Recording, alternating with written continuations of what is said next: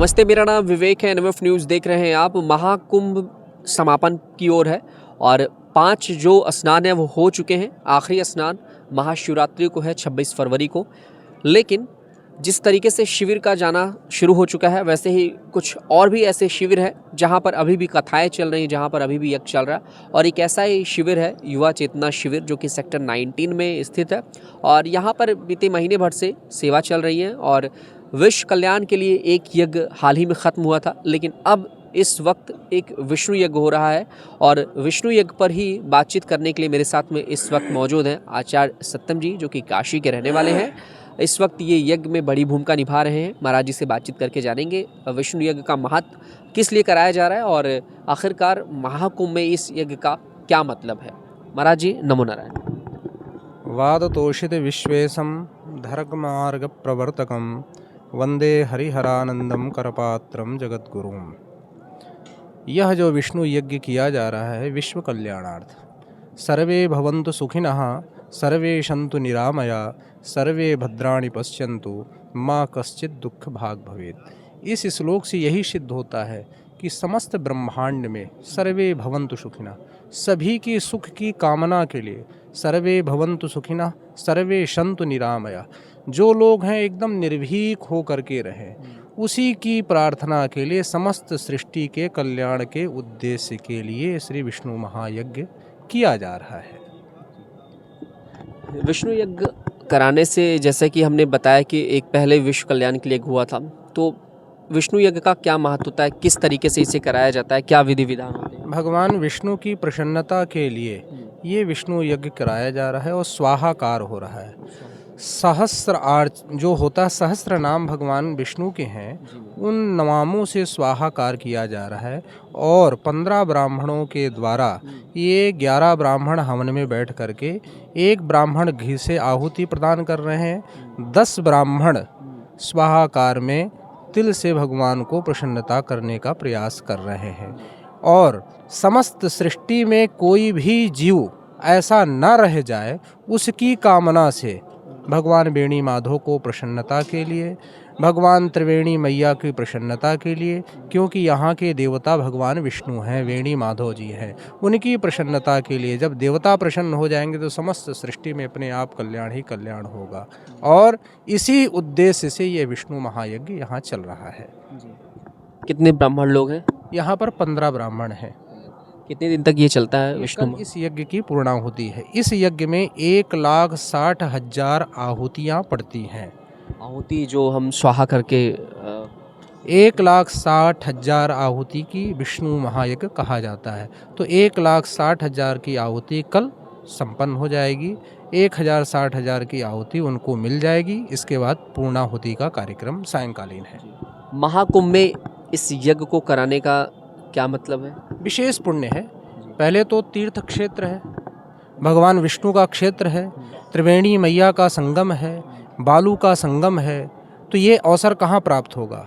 यहाँ तो अनंत गुणा फल है।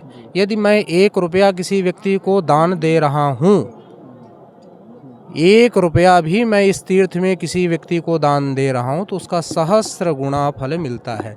तो तीर्थों का जो दान है वो अनंत गुणा लाभदायी है। चाहे किसी तरह का दान हो, किसी तरह का पुण्य हो, किसी तरह का जप हो, किसी तरह के यज्ञ इत्यादि हैं, तो उसका अनंत गुणा फल है। इसीलिए तीर्थ में लोग जा करके स्नान करते हैं, दान करते हैं, पुण्य करते हैं। किस लिए? कि मंगल कामना के लिए। क्या इस यज्ञ को घर पे भी कराया जा सकता है? घर में अगर हम सुख समृद्धि के लिए कराते हैं तो कितने दिन का ये यज्ञ होता है, क्या विधि विधान होते हैं? यज्ञ इत्यादि तो तीर्थ में ही रखना चाहिए। घर में तो दूसरा विषय हो जाएगा, संक्षेप में इत्यादि, क्योंकि इसके कई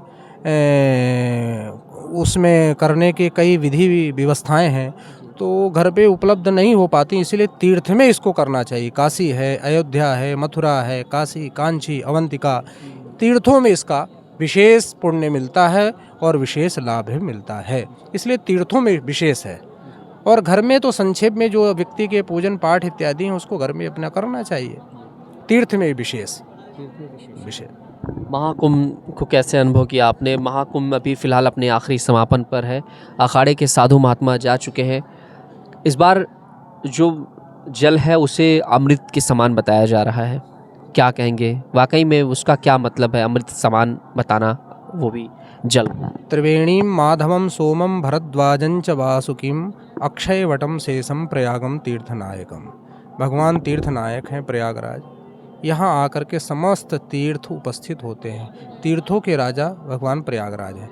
तो 1 महीने का जो ये संगम है, ये संगम अपने आप में अद्भुत है। और इस अद्भुत क्षण को, क्योंकि समय तो चलायमान है, यह अवसर जो मिलता है केवल 1 मास में मिलता है। जब धनु राशि से मकर राशि पे सूर्य आते हैं तो माघ मकर का ये जो अपने आप में श्लोक मिलता है, वो मकर राशि पे जैसे सूर्य आते हैं तो सारा लोग यहाँ आकर के उपस्थित हो जाते हैं, देवता। और जब देवता उपस्थित हो जाते हैं तो उनके द्वारा जो संचित किया गया है आम जनमानस में अपने आप अमृत सबको प्राप्त हो जाता है। तो ये जो अमृत है महाकुंभ में, कुंभ में, अर्धकुंभ में इसे बताया जाता है। लेकिन एक माघ होता है, माघ जैसे माघ महीना चल रहा है और माघ मेला हर साल प्रयागराज में लगता है। उस दौरान जो लोग भी कल्पवास करते हैं, जो लोग भी अलग अलग शहरों से आके स्नान करते हैं, अलग अलग जगहों से आके स्नान करते हैं, क्या अभी जो पुण्य का महत्व है स्नान करने से, क्या वो महत्व उस दौरान भी बना रहता है? महाराज, काल और समय अवधि ये अपना अलग अलग फल देता है। कुंभ है तो ये अपना अलग फल देगा, माघ है वो अपना अलग फल देगा। समय अवधि अपने यहाँ बहुत विशेष उसका ध्यान रखा जाता है। ये जो कुंभ लगा है 12 वर्ष बाद आया है, 144 साल का इसमें योग बना है। तो माघ का अपना फल अलग है और कुंभ का फल अपना अलग है, अर्ध कुंभ का फल अपना अलग है। इस बार महाकुंभ को कैसे देखा आपने, किस तरीके से देखा? क्या चीज़ें बेहतर रही, क्या चीज़ें थोड़ी सी कमी महसूस कराती नज़र आई? महाकुंभ में मोटी मोटा सारी व्यवस्थाएं एकदम समुचित और अच्छी और सुंदर सरकार ने जो प्रदान किया, बहुत बहुत साधुवाद और धन्यवाद का पात्र है। माननीय प्रधानमंत्री जी के द्वारा जो भी व्यवस्थाएं उपलब्ध कराई गई, माननीय योगी आदित्यनाथ उत्तर प्रदेश के मुख्यमंत्री जी के द्वारा जो भी व्यवस्थाएं उपलब्ध की, बहुत सुंदर। सबको संसार में संतुष्ट नहीं किया जाता है। तो इस प्रकार से जो भी व्यवस्थाएं यहाँ उपलब्ध थीं, जो भी शासन प्रशासन के द्वारा गाइडलाइंस के द्वारा जो भी व्यवस्थाएं उपलब्ध हुई, पूर्ण रूप से सारे लोगों को प्रसन्नता है और दोनों लोगों को धन्यवाद देने के पात्र हैं। माननीय प्रधानमंत्री जी, माननीय योगी आदित्यनाथ जी जो कुंभ में व्यवस्थाएं की, बड़ी समुचित व्यवस्थाएं की और बड़ी सुंदर व्यवस्थाएं की, उससे हम सभी आम जनमानस को बहुत ही प्रसन्नता है। ऐसा अवसर बार बार मिलता नहीं है। माननीय योगी आदित्यनाथ जी ने बहुत सारी व्यवस्थाएं की, उससे सारी समस्त जनता प्रसन्न है। महाराज जी, जो लोग भी नहीं आ पा रहे किसी कारणवश, अगर वो घर पे ही रह करके स्नान करना चाहें, क्या विधि विधान है कि वो उतना ही पुण्य कमा सकें जितना कि पुण्य उनके यहाँ आने पर मिलेगा, स्नान करने पर मिलेगा? क्या विधि विधान है? देखिए महाराज, शास्त्रों का जो वर्णन है, भगवान तो सर्वत्र व्याप्त हैं। घर में भी स्नान करने से मंगल की कामना होती है, मगर स्थान की प्रधानता तो होती ही होती है। जानामि नागेंद्र तव प्रभावम कंठे स्थितः गरजति शंकरस्य स्थान प्रधानम न बल प्रधानम स्थानेपि पुरुषः पुरुषापि धीराः। तो अपने आप में स्थान की महत्ता होती है। भगवान का भजन तो कहीं भी व्यक्ति कर सकता है, कमरे में भी कर सकता है, छत में भी कर सकता है, बाहर भी कर सकता है, मगर जो स्थान की प्रधानता है, प्रयाग में आना है, तो उसका अपना आप में एक अलग ही महत्व है। तो यहाँ की बराबरी कैसे है? भगवान का स्मरण सभी जगह किया जा सकता है, मगर समय की प्रधानता, स्थान की प्रधानता वो बहुत माने रखते हैं।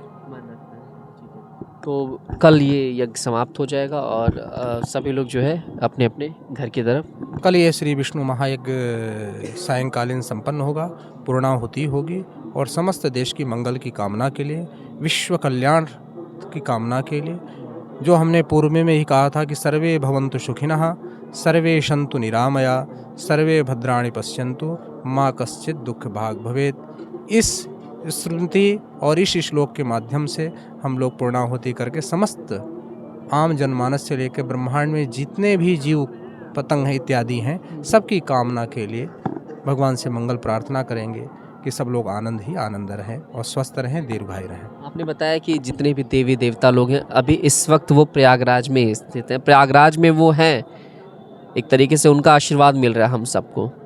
क्या है इसकी कहानी? अपने यहाँ कहा जाता है जैसे कि माघ में कि 1 महीना तीर्थ में जो तीर्थ के नायक हैं प्रयागराज, वो 1 महीना तो रहते ही रहते हैं। इसके बाद अपना ये संपूर्ण जो कार्यक्रम का स्वरूप है, इस स्वरूप को अंतिम में जाकर के पुष्कर में भी वर्णन करते हैं। जैसे कोई व्यक्ति अपनी रिपोर्टिंग नहीं करता है, तो ऐसा भी शास्त्रों में कुछ वर्णन महापुरुषों से सुनने के लिए मिला है कि यहाँ तीर्थ का जो 1 महीने का समागम होता है, तीर्थ में 1 महीने की जो व्यवस्था होती है, तीर्थ में 1 महीने जो यज्ञ यज्ञादि पुण्य इत्यादि सारा जो स्वीकृत किया जाता है, बाद में जो तीर्थ के नायक प्रयागराज जी हैं वो पुष्कर में जाते हैं और ये रिपोर्टिंग करते हैं कि महाराज ये आपके कृपा से, आपके अनुग्रह से ये इस तीर्थ में हुआ है, ये इसका प्रमाण पत्र है। चलते चलते एक मैसेज क्या देना चाहेंगे जो लोग भी आना चाह रहे हैं? मैसेज अपना एक ही है सूत्र, सर्वे भवन्तु सुखिनः, सर्वे सन्तु निरामया, सर्वे भद्राणि पश्यन्तु मा कश्चित् दुःख भाग् भवेत्। धर्म सम्राट स्वामी करपात्री जी महाराज कहा करते थे कि समस्त धर्म की जय हो, अधर्म का नाश हो, प्राणियों में सद्भावना हो और विश्व का कल्याण हो, गौ हत्या बंद हो, सनातन धर्म की जय हो। तो इन मूल मंत्रों से यही सिद्ध होता है कि परमात्मा को। तो ये थे हमारे साथ में आचार्य सत्यम जी, जो इस वक्त विष्णु महायज्ञ के 2 दिवसीय कार्यक्रम में शिरकत कर रहे हैं, यहाँ आए हुए हैं। और फिलहाल कल विष्णु महायज्ञ का समापन हो जाएगा। बातचीत के ज़रिए हमने इस विष्णु महायज्ञ के महत्व के बारे में जाना, इनके महाकुंभ के अनुभव के बारे में जाना। हमने प्रयागराज में जो इस वक्त जो भी अमृत बरस रहा है, जो अमृत कलश के ज़रिए अमृत की बूंदें लोगों को मिल रही हैं, वो उसके बारे में जाना। और तमाम अलग अलग सवालों पर हमने इनसे जवाब लिया। कैमरा पर्सन आशुतोष के साथ मैं विवेक।